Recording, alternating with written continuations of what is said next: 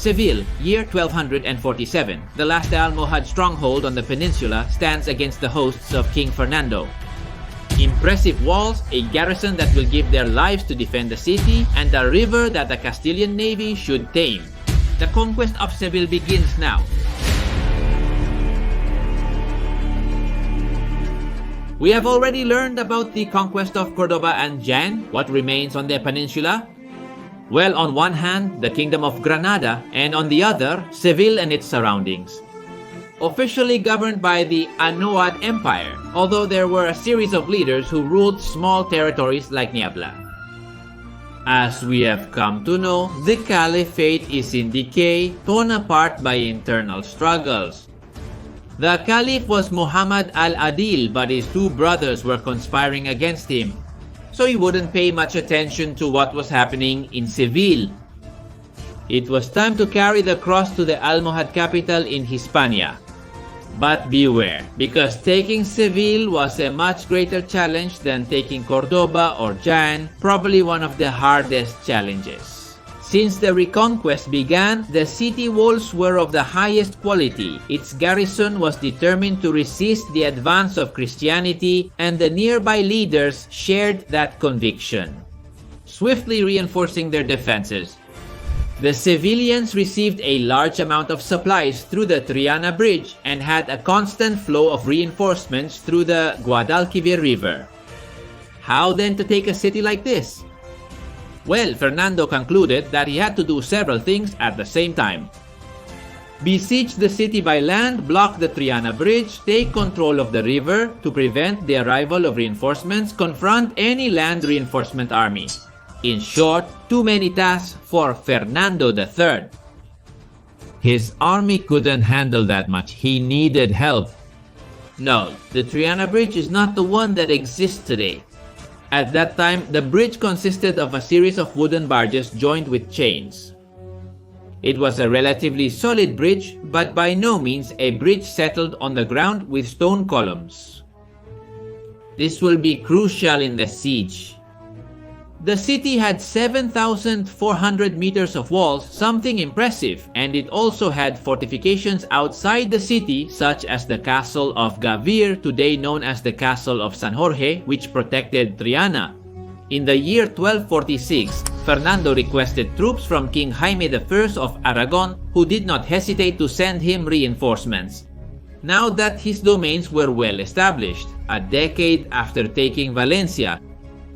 In terms of numbers, he was fine, but to block the river, he needed a war fleet, something he lacked. It was time for Castile to start its journey through naval warfare. Castile had maritime experience through trade and fishing in the north. Now he would gather a war fleet to take Seville. The request was answered from the ports of Castile, but also from the ports of Leon. I make this distinction to take advantage and highlight that Leon and Castile are independent political entities. Yes, they belong to the same crown known as the Crown of Castile, but each kingdom has its own courts. Think of the Aragonese crown, composed of the kingdoms of Aragon, Valencia, Mallorca, and the various counties. Well, the same here. The Castilian fleet, composed of 13 sailing ships and 5 galleys, departed from Galicia, heading south led by Ramon de Boniface, while the fleet moves towards its destination. I take this opportunity to ask you to subscribe and give it a like if you are enjoying the video. It's still July, so there's some time left for them to arrive. It allows me to ask you to consider becoming a member or patron of the channel to support this content and be able to access all the videos in advance and even access exclusive videos. They have already arrived in Sanlúcar de Barrameda. What's happening there? Well, an Almohad fleet was anchored there, composed of the flotilla that protected the entrance to the Guadalquivir and a reinforcement fleet that was arriving from Africa at that moment. The Castilian ships destroyed the Almohads, achieving the first major naval victory for Castile. Immediately, Boniface set course for Seville, but to prevent the troops of the leader of Niebla from reaching them from the shore, Fernando had part of his army march along the west bank of the Guadalquivir. Meanwhile, he stayed organizing the siege, setting up his camp on the plain of Tablada. In August of the year 1247, the city was completely surrounded. Apart from Fernando's camp in Tablada, there was the camp of the Order of Santiago in San Juan de Aznalfarache, the Order of Calatrava's camp on today's Doctor de Friani Avenue, the camps of the Orders of Alcantara and the Temple, located in the Prado de San Sebastian and Buchaira respectively. But there were also camps of nobles from the kingdom in beds in front of the Macarena Gate and near the Tagarete. In addition, the King of Granada participated in the siege from El Jarafe. No enemy army came to attack the Castilians. The contingent of troops was already too high for a peninsular army to defeat them. Reinforcements would have to arrive from Africa, but of course, with the Almohad fleet in pieces and the Caliphate in internal war, the chances would be minimal. And besides, the Castilian fleet prevented the arrival of supplies by sea, so the Muslims devised a way to destroy it. Do you know Greek fire? Maybe you're more familiar with Valyrian fire from Game of Thrones. Basically, it's a substance less dense than water that ignites very quickly and maintains the flame for a long time. Of course, being less dense than water, it floats. Therefore, it is capable of turning a calm sea into a fire hell that devours ships. Well, the Muslims loaded a large boat with Greek fire and left it adrift in the middle of the river, so that the current would carry it to the Castilian fleet. Does it sound familiar? Yes, continuing with the similarities to Game of Thrones, it's what they did to stop the sea assault against King's Landing. Who knows? Maybe they got the idea from here. The fact is that the Saracen ship was advancing, throwing Greek fire from the sides, filling the width of the clear river. When Boniface realized what was happening, he immediately mobilized his fleet, and it's not known how. But the Greek fire did nothing. It's possible that the Saracen sailor or sailors were shot down with arrows before they could light the Greek fire, or that the amount of Greek fire was very small. It's unknown. The fact is that the attack was a complete failure. Next, Fernando III, intending to tighten the siege even further, ordered that Triana and its castle be taken. Ladders were brought to the nearest camp, as well as battering rams and artillery pieces. At a signal, the catapults opened fire on the castle with the intention of wearing down the defenders. Then the Christian infantry gathered courage, took the ladders and battering rams, and charged against the walls of the castle. Immediately, the battlements began to rain arrows on the attackers, decimating the host. However, the Castilian troops kept charging. What's happening? Well, we have the Triana bridge, and from Sevilla you could see everything that was happening.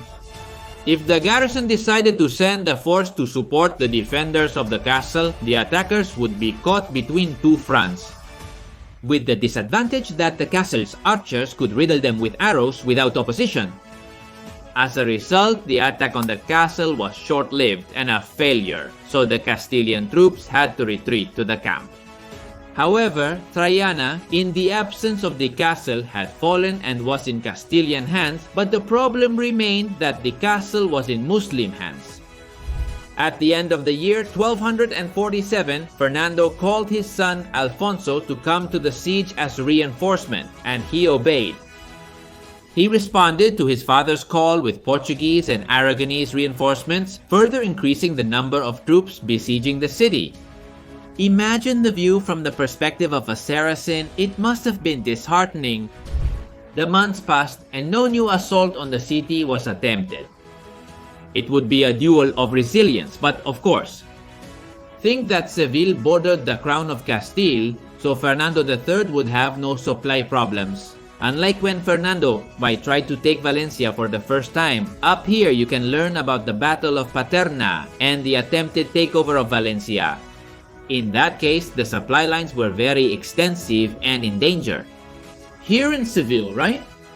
In April of the year 1248, Fernando III decided that the Triana Barcas bridge had to be destroyed. To prevent communication between the Gavir castle and the city, and to prevent supplies from being smuggled through there. Not only directly, by land if someone managed to bypass the blockade, but also indirectly. With the bridge there, the Castilian ships could not go further up the river, so the city could continue receiving supplies through there. Should they avoid it? Fernando gathered Boniface and the rest of the naval officers and ordered them to devise a way to break the bridge. The brute force plan. The two largest and strongest ships of the Castilian navy were chosen. The Castilian monarch ordered large crosses to be installed at the top of each mast, and the operation began on May 3rd. The two ships were positioned perpendicular to the bridge at a prudent distance, anchored, waiting for the wind to become strong. As the day progressed, the wind became stronger. And then Ramon Boniface, who was on one of the ships, gave the order. The other ship raised anchors and spread all the sails to accelerate as fast as possible. It was gaining speed. Each time it plowed through the waters faster and faster, the sailors held on wherever they could. The Muslims looked on with fear and awe at the Christian attempt while shooting arrows at them to try to stop their advance. And then the ship reached the bridge. The impact echoed in the air, dust rose, splinters flew, but the bridge held.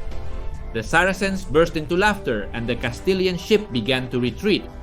Ramon Boniface did not change his expression. It was the first attempt. Rome wasn't built in a day. It was his turn. He ordered to weigh anchor on his ship, extend all the sail, and prepare for the impact. More speed, more wind. And then arrows began to fall. Shields were raised over the ship's crew. The sailors pressed against the sides of the ship, without letting go of the ropes or neglecting their duties. The moment came, a thunderous noise reverberated through the river basins. The sailors fell to the ground from the impact. And that time, no laughter was heard. Boniface's ship crossed the bridge, breaking the boats, and coming out the other side, the Christians had managed to break the bridge. Seville was cut off from the west, no longer receiving supplies by the river, and Triana was isolated. Surely it would be at this moment when the castle of Gavia surrendered, seeing itself totally defeated. In fact, the navy was so important in the taking of Seville that Fernando's son, years later, would reward the Cantabrians with the exemption of various taxes related to the sea. And I ask you a question, have you never wondered why? For example, the shield of Santander, Santoña, Comillas, or even that of Cantabria itself. It shows the golden tower with a chain. Well, now you know the answer. For their participation in the Castilian navy, which took Seville and destroyed this pontoon bridge. Now the Almohads lost all hope of victory. The notables of the city proposed in October of the year 1248 a capitulation with conditions. Conditions? What conditions can a city on the brink of famine impose? Surrounded by a massive enemy army and with no possibility of reinforcements?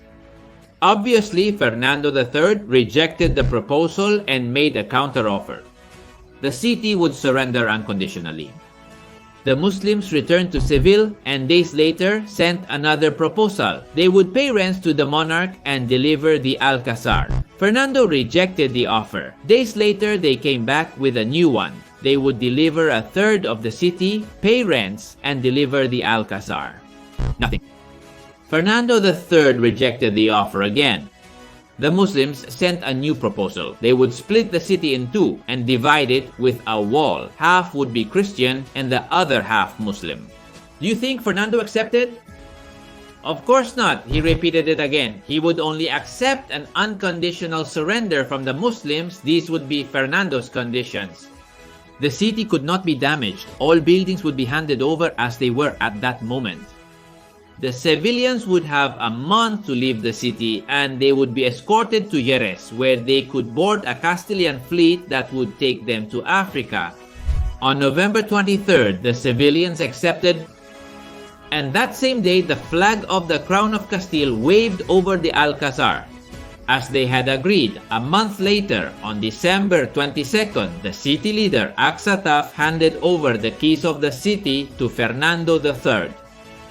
The next day, the monarch entered the city, Seville. 530 years later, it was Christian again. And what would it do now? Fernando III dedicated himself to conquering the surroundings of Seville, although not the Taifa of Niebla, but he had a new objective in front of him, Africa. Yes, Fernando III wanted to make the leap to the other continents, taking advantage of the disintegration of the Almohad Empire and its division into different factions. Think about something right now. It's a time of crusades, the fourth, the one of the Cathars, the fifth, the one of the Teutons against the Mongols, the one of France. In short, a time when warriors put themselves at the service of faith. And Fernando III, nicknamed the Saint, would be no less.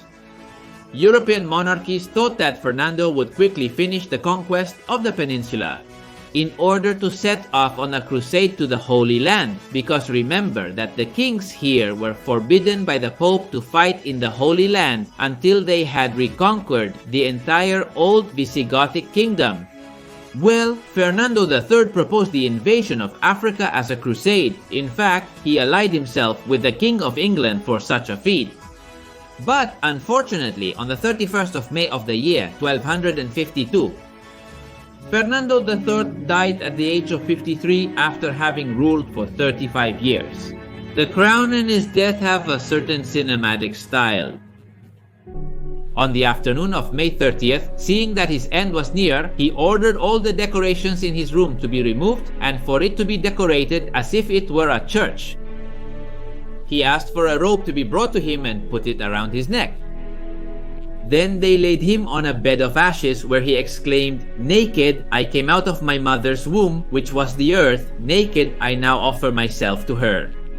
Lord, receive my soul among the company of your servants." He received his last sacrament, asked for forgiveness for his sins, and at dawn the next day, Fernando III died.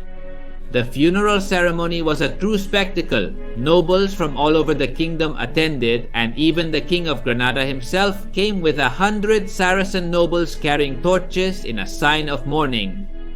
Pope Gregory IX referred to him as the athlete of Christ, while Innocent IV would call him the undefeated champion of Jesus Christ.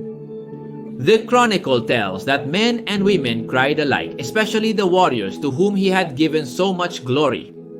Think that he was the monarch who forever united the kingdoms of Leon and Castile, who conquered Murcia, Cordoba, Jaén, and Seville. And he had brought the last Muslims of the peninsula to their knees, forcing them to pay him homage. A king from head to toe.